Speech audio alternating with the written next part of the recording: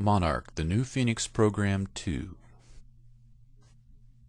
Even though he is retired, Colonel John B. Alexander still works today at Los Alamos National Laboratory in a capacity that is not clearly defined, as does NSA General Michael Aquino. Both personalities have extensive study in the application of non-lethal, extremely low-frequency weapons in attacking the populations and armed forces of enemy nations. Whether these terrible weapons that were supposed to have been turned against our implacable enemies have instead been turned against our very own people is difficult to prove given the nature of the weapons involved. Thousands of American citizens have been publicly claiming for years that they are under attack from a directed energy weapon that attacks their physical bodies and their central nervous systems. Hundreds of websites have sprung up on the internet, and these distraught and tormented people have banded together in numerous groups seeking redress and relief from their elected representatives. They have brought legal cases to trial in both the United States and in international forums on human rights. Human rights activists have been besieged by them for help, but all such petitions and court cases have run up against the problem of lack of physical evidence. The entire judicial system is built on the concept of physical evidence, and people who are being attacked with invisible bullets are left with none. The very few instances of physical evidence within their grasp are easily countered by the government and can be suppressed or confiscated merely by going before a judge and repeating the most abused phrase in the English language: "This is a matter of national security." All physical evidence, paper trails, all crimes, foreign and domestic, are obscured in secrecy by hiding behind the system of classification and public lies. It must be remembered that the human radiation experiments began in 1943 and became public knowledge only when the government allowed it to be released to the public in 1995, and this was ostensibly to exonerate the guilty parties and to placate the victims. It is with this in mind that you should look at the extensive circumstantial evidence. The U.S. government has a long history of experimenting on human beings, not just the radiation studies, but many different programs of experimentation on unknowing and unwilling human beings. In every instance, these conspiracies were carried out more or less in public for decades without serious challenge. The Tuskegee syphilis study was one such well-known example of a terminal experiment on a large group of human test subjects. Hundreds of African-American men who had become infected with syphilis were allowed to die a slow and terrible death so that the pathology of the disease could be better understood. These men suffered horribly for decades, eventually going blind and then insane. The men also passed their illness on to countless other innocent people unnecessarily. The scientific results were written up and published in the most prestigious medical journals in the country by the most preeminent names in medicine. This state of affairs continued from the 1930s until the 1970s before one single protest was lodged by a medical professional.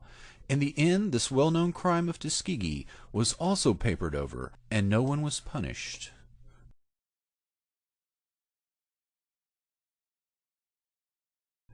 MK-ULTRA mind control experiments began at the end of World War II and became public in the 1970s, however imperfectly, and went black again because of Senate hearings, but these experiments have continued to this day.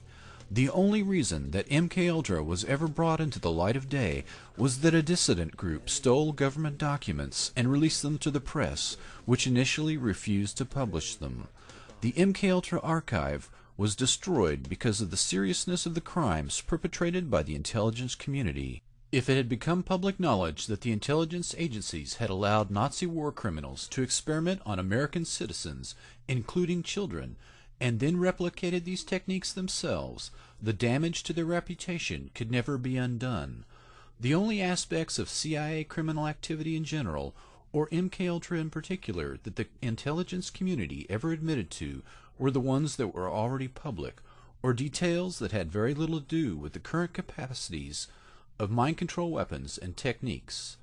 Microwave weapons and remote influence of the human central nervous system are the crown jewels of the intelligence community. It should be noted that documents dating from World War I, such as the formula for invisible ink, are still classified, and that no serious secrets have ever been or ever will be willingly divulged.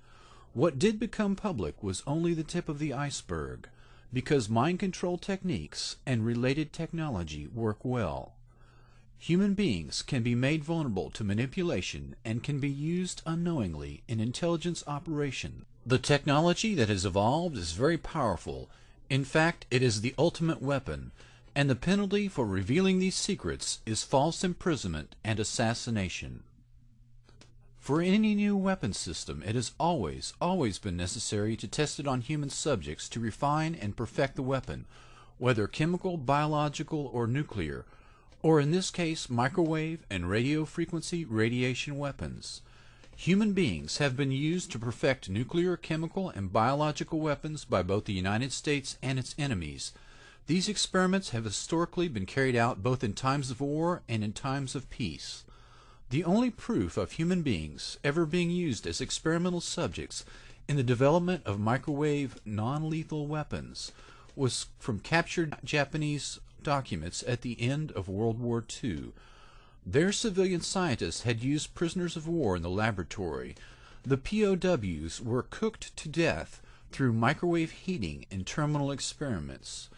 To obscure the truth, the scientists referred to the test subjects as monkeys in their lab notebooks. The truth emerged only because Japan was a defeated power, and their biological, chemical, and microwave weapons programs were confiscated by the U.S. Navy.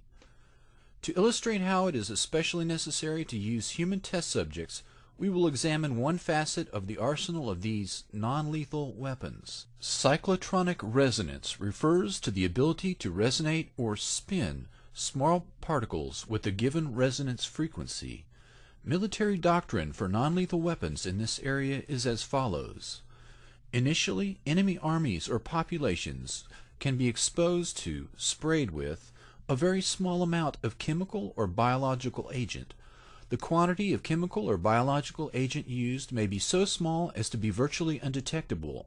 Following exposure, the enemy population may be targeted with microwave or radio frequency radiation in the exact resonance frequency of the chemical or biological agent used. The toxic agent will begin to resonate or spin and will react with much greater speed or activity within the bodies of the target population, similar to the behavior of enzymes that make life possible. This greater reactivity may be millions of times greater than normal and would behave as if the person had been given a massive dose of chemical or biological agent, enough in fact to cause death. Cyclotronic resonance of chemical and biological agents allows entire armies or populations to be destroyed with only minute amounts of the agent in their bodies if they are attacked with non-lethal microwave weapons afterwards. It will be impossible to develop and deploy such a weapon without first testing it on human beings. These tests are actually being done on American citizens in their own homes. This is just one aspect of the non-lethal weapons testing that is being done on several thousand people across the United States.